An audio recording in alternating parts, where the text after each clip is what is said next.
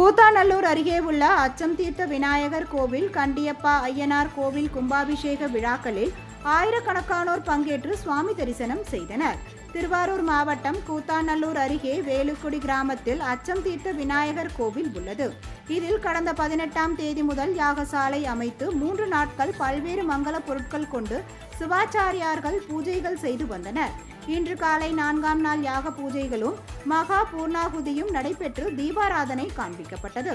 பின்னர் சிவாச்சாரியார்கள் புனித நீர் உள்ள குடங்களை தலையில் சுமந்து கோவிலை வலம் வந்து மூலவர் கோபுர கலசத்தில் புனித நீரை ஊற்றி கும்பாபிஷேகம் செய்து வைத்தனர்.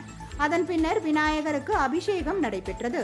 இதேபோல் பண்டுதக்குடி கிராமத்தில் உள்ள கட்டியப்ப ஐயனார் கோவிலில் நடைபெற்ற கும்பாபிஷேக விழாவில் சர்வமங்கல விநாயகர், காளிகாம்பரேஸ்வரி, பூர்ணாம்பிகை, புஷ்ப கலாம்பிகை உள்ளிட்ட பரிவார தெய்வங்களுக்கும் சிவாச்சாரியார்கள் கும்பாபிஷேகம் செய்து வைத்தனர்.